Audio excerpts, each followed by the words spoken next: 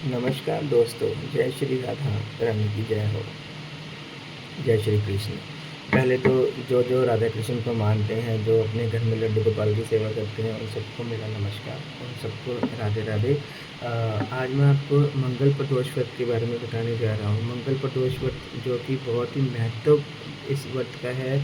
ये हमारे साल में मतलब मान के चलिए 24 जो है 24 जो है आपके प्रदोष व्रत आते हैं। हर महीने में 2 प्रदोष व्रत आते हैं।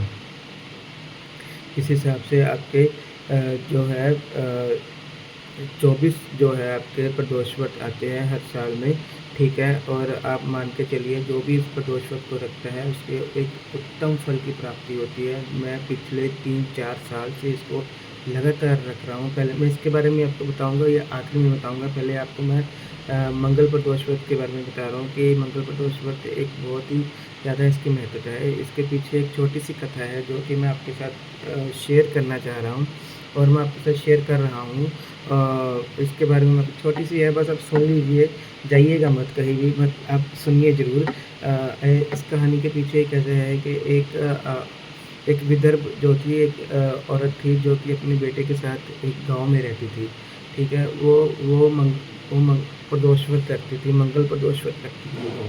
तो ऐसे ही था, मंगल प्रदोष व्रत में कुछ नियम और कानून नियम होते हैं, मतलब तो उस नियमों के अनुसार ही हमें रखना चाहिए। जैसे उस दिन उस जो औरत ने था, वो जो माता थी, उसने प्रदोष व्रत रखा हुआ था। उस प्रदोष व्रत में जो है कि हमने अपनी ज़मीन नहीं लेपनी होती, मतलब हमने उस ज़मीन को साफ़ नहीं करना होता, ज़मीन नहीं लेपनी होती और ज़मीन नहीं लेपनी होती, तभी वो सफल माना जाता है।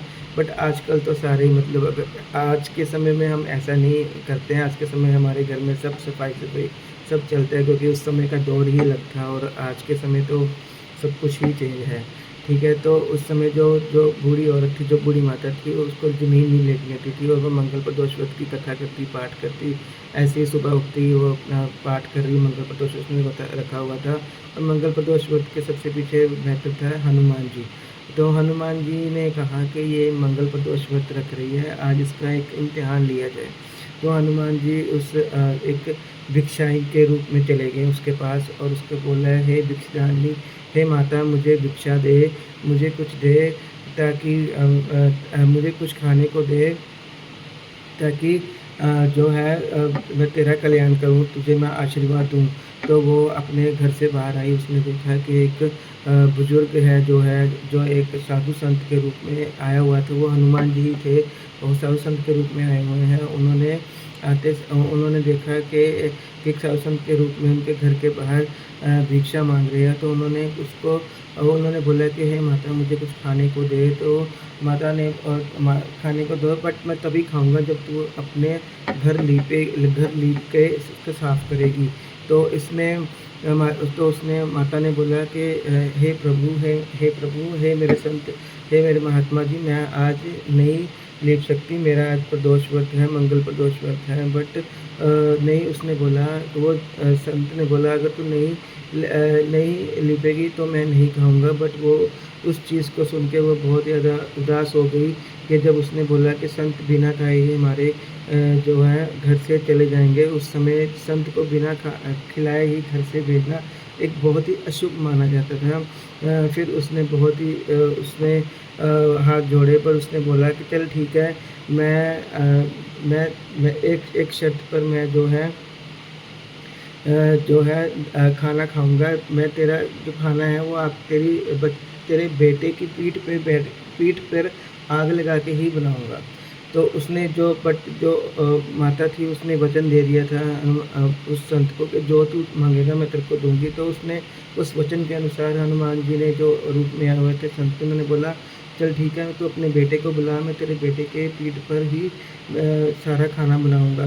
तो उस समय उसकी माता जो थी बहुत ही ज़्यादा उदास हो गई, या बहुत ही ज़्यादा उसको आँसू आने लग गए आँखों में। तब उसने बोला कि अब मैं वचन दे चुकी हूँ और इस वचन से मैं अब दूर नहीं भागूँगी और मुझे इस वचन को पूरा करना पड़ेगा। उसने अपने बेटे को बुलाया और उस बेटे को बुलाया और उस समय जब वो बेटे को बुला के उसको सौंप दिया गया संत को और तो संत उसके पीठ के ऊपर खाना बनाने लगा। तो उस समय जब उसकी माता वापस जा रही थी घर के अंदर, तो उसने बोला, "हे माता, तू भी आ और तू भी मेरे साथ बैठ के खाना खा।" तो जब उसने संत ने इतने कठोर शब्द बोले तो माता और रोने लगी। उसने बोला, अब मेरे पास बचा ही क्या है? तूने मेरा बेटा तो ले लिया है।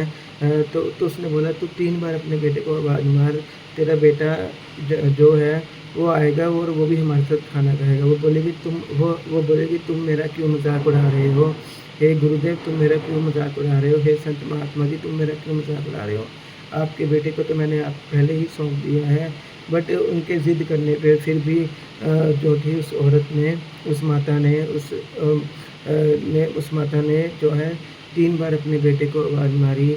जैसे ही तीसरी आवाज़ मारी, उसका बेटा दोबारा घर से भागकर वापस लौट कर आया और उसने देखा कि उसका बेटा ज़िंदा है। और उस समय उसने जब पीछे मुड़कर देखा तो साक्षात हनुमान जी ही प्रकट हुए और उसके दर्शन करके वो धन्य हो गए।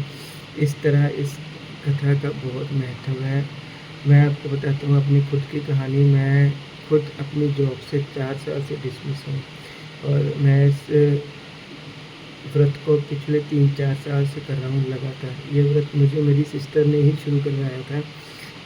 मैं आज भी उसका थैंक्स बोलता हूँ। मतलब मैं ये व्रत पिछले 3-4 साल से कर रहा हूँ। मेरी जॉब नहीं रही।